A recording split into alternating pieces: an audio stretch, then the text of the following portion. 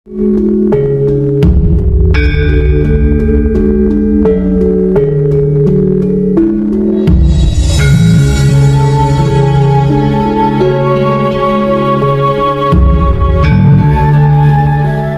Nawawi At-Tanara Al-Bantani di dalam kitabnya Marah Labid atau yang dikenal dengan Tafsir Munir, namanya Habibun Najjar. Siapa namanya? Habib An-Najjar. Habib ini Habib asli pakai sod. Ini Habib pakai Habib An-Najjar. Namanya Habib, diutus 3 utusan oleh Nabi Isa, ditolak oleh orang kampung, tetapi di kampung itu ada seseorang yang adanya di pojok, kemudian mengajak orang kampung itu untuk menerima utusan Nabi Isa. Qala ya qaumi ittabi'ul ittabi'u man la yas'alukum ajraw wa hum.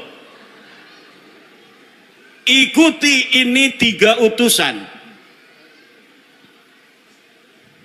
Al-Mursalin, kata Syekh Nawawi di dalam Tafsir Munir, Al-Mursalin itu alladzina adharud dalila wa awdahu lakumus sabila. Orang-orang yang membawa dalil. Habib An-Najjar mengajak orang-orang kampung Intaqiyah untuk mengikuti orang-orang yang membawa dalil.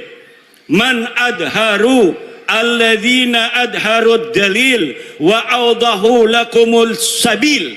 Orang-orang yang memberikan dalil, orang-orang yang menjelaskan jalan. Kalau ada orang yang berbicara tentang kebenaran, dia membawa dalil, pegang. Kalau ada orang datang membawa kebenaran tanpa adanya dalil, tolak. Wala taqfu ma laisa laka bihi ilmun. Jangan kau ikuti apa-apa yang kamu tidak tahu dalilnya. Ada orang ngaku-ngaku miskin ke RT, atau jangan ke RT, ngaku miskin di rumah sakit. Betul apa tidak? Saya miskin, kata petugas rumah sakit. Mana dalilnya? Dalilnya harus bawa. Ngaku miskin supaya gratis di rumah sakit, harus ada dalilnya. Betul apa tidak? Dalilnya adalah surat keterangan RT, RW, kecamatan, dan dinas sosial atau dinas kesehatan bahwa dia adalah orang, maka bisa gratis di rumah sakit.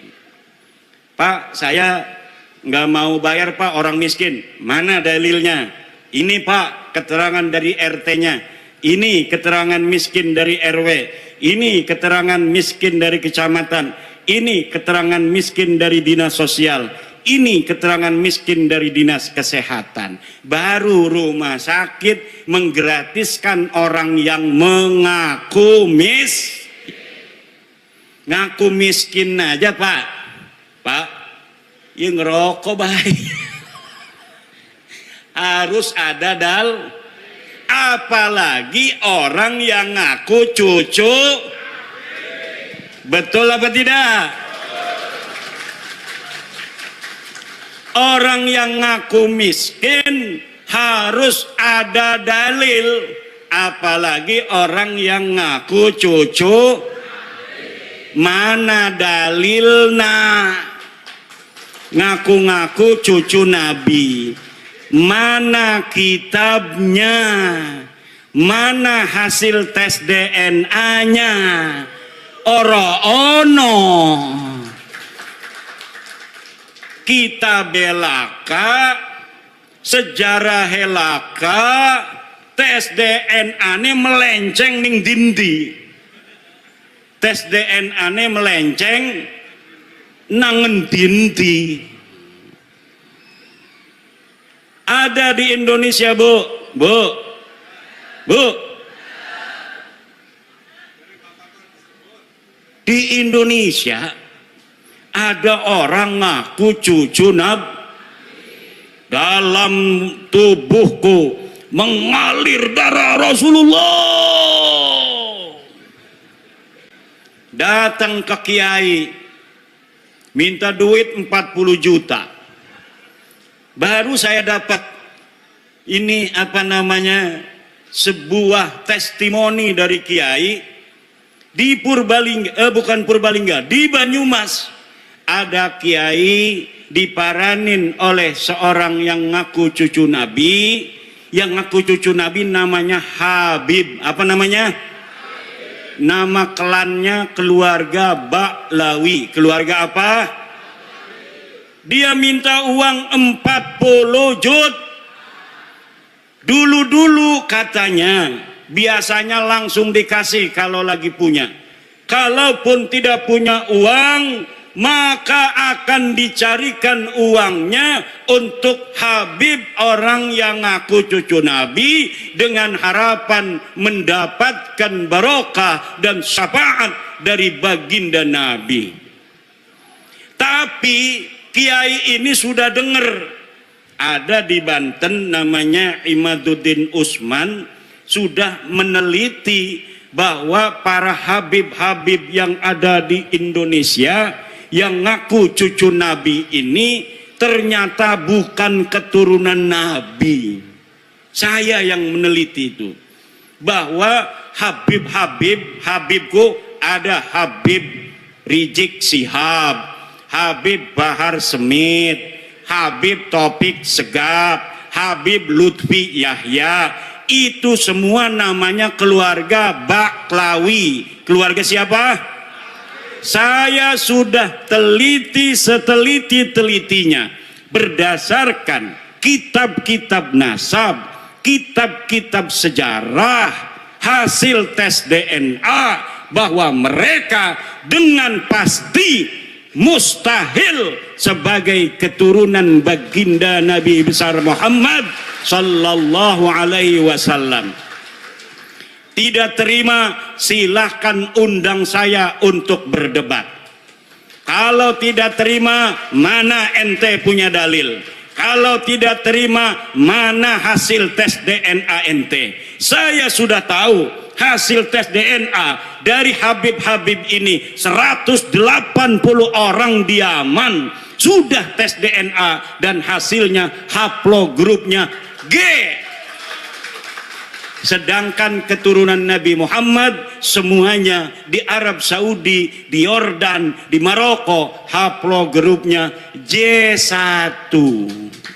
Kalau ada orang yang mengaku keturunan baginda Nabi besar Muhammad hari ini, dari jalur laki-laki semua sampai baginda Nabi, sampai Sayyidina Husain, maka haplogrupnya harus J1. Sedangkan keluarga Habib Rizik, keluarga Habib Bahar, keluarga Habib Taufik Segaf, keluarga Habib Lutfi bin Yahya, semuanya sudah tes DNA dan bukan keturunan baginda Nabi besar Muhammad sallallahu alaihi wasallam.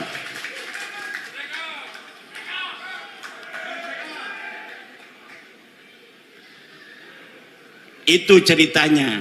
Kembali kepada Kiai Banyumas tadi tuh, karena dia sering mendengerin saya ketika si Habib ini minta uang 40 juta, dia acting pura-pura jadeb. Kiai Imad pahlawanku, Kiai Imad pahlawanku, Kiai Imad pahlawanku. Langsung Habibnya kabur. Jadi ibu-ibu, bapak-bapak kiai, terutama sama kiai-kiai, kalau ada Habib minta uang banyak, nggak usah banyak ngomong, cukup di depan dia baca wiridan, Kiai Imad pahlawanku, Kiai Imad pahlawanku, Kiai Imad pahlawanku. Insya Allah setannya hilang semua. Lah kita nyari-nyari duit, gelati duit 40 juta gati bu ya, nggih. Megawe ning Tangerang gaji 4 juta, Berarti 40 juta ya kita megawe ning pabrik 10 bulan nggih. Lah dia datang hanya dengan menjual baginda Nabi, dia pengen dapat duit 40 juta. Nah, orang-orang yang menjual nama Nabi besar Muhammad sallallahu alaihi wasallam begini, kira-kira masuk surga apa masuk neraka? Yang keras. Saya tanya sekarang, Habib itu keturunan Nabi apa bukan? Keturunan Nabi apa bukan? Habib Rizik turunan Nabi bukan? Habib Bahar turunan Nabi bukan? Habib Lutfi bin Yahya turunan Nabi apa bukan? Habib Taufik Segaf turunan Nabi apa bukan? Orang Purbalingga sudah bersaksi bahwa mereka bukan keturunan baginda Nabi besar Muhammad.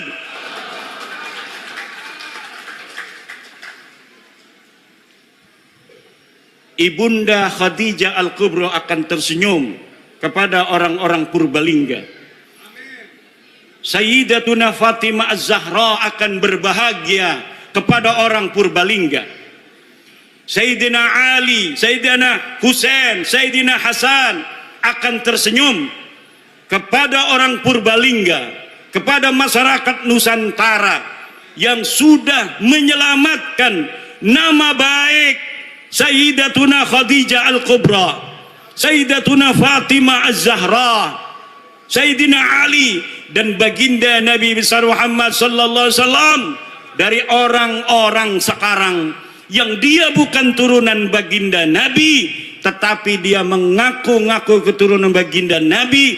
Dengan pengakuannya itu dia membuat umat Nabi besar Muhammad sallallahu alaihi wasallam diperas, membuat umat Nabi Muhammad sallallahu alaihi wasallam dihina-dina, membuat umat Nabi besar Muhammad sallallahu alaihi wasallam berpecah belah.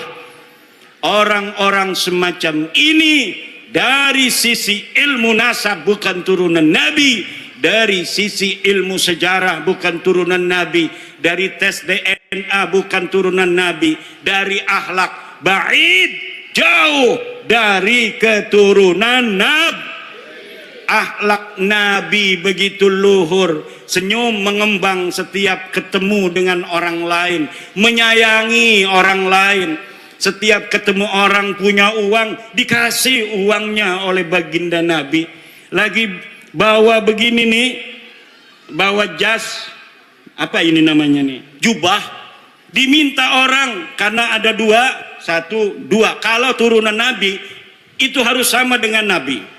Kalau lagi bawa jubah, jubahnya satu buat aneh, langsung dikasihin. Itu ciri-ciri daripada turunan. Sekarang Laskar jajal kalau ada Habib lagi bawa mobil, mobilnya buat aneh. Kalau dia kasih itu mobil, dia turunan Nabi. Kalau tidak kasih itu mobil, jangan sampai engkau percaya bahwa dia keturunan baginda Nabi besar Muhammad. Setuju? Ada Habib datang ke Kiai bawa mobil. Beb, bawa apa kesini? Mobilnya buat aneh aja. Sebelum diminta, minta dulu. Sebelum dia minta uang, minta dulu apa yang. Waktunya Jerry snack sereal. Double coklatnya bikin ngemil lebih seru. Waktunya Jerry. Yang dia bawa. Dia bawa udang-udang begini, pinta. Dia bawa jubah begini, pinta. Wah, berarti Ki Imad nanti kita minta coba kasih enggak? Ya enggak. Aneh kan enggak ngomong-ngomong, aneh turunan Nabi. Ente punya istri, cerai, nanti aneh kawinin, ente masuk surga. Ada Profesor Manahem Ali berriwayat, ada seorang kiai istrinya cantik jelita. Tahu istrinya satu atau dua saya nggak tahu itu. Yang jelas dia istrinya cantik. Datang Habib, suruh dicerai istrinya. Kata si Habib, Kalau engkau cerai istrimu lalu aku nikahi istrimu, maka engkau akan dapat barokah, dapat syafaat, masuk dalam surga. Na'udzu. Apakah yang model begitu betul turunan Nabi? Jawab. Apakah orang yang datang ke rumah kiai minta uang 40 juta itu turunan Nabi? Apakah ada orang yang menghina orang lain itu turunan Nabi? Orang yang mulutnya selalu mencaci maki Presiden Indonesia dengan alasan-alasan PKI, alasan antek asing, ijazah palsu, apakah orang semacam itu pantas jadi cucu Nabi apa tidak? Dia cucu Nabi bukan? Orang yang selalu membuat keonaran. Orang kampung kita suruh demo tiap hari nggak dibayar. Katanya untuk bela agama Islam. Kemudian orang-orang kampung kita meninggalkan pekerjaannya, meninggalkan kegiatannya, suruh demo tiap hari. Dia yang dapat duit, orang-orang kampung kita yang kerjaannya acak-acakan, ekonominya murat-marit, istrinya muring. Tahu muring? Istrinya muring, ngambek, marah-marah karena dia jaga warung ditinggalin. Apa betul? Dia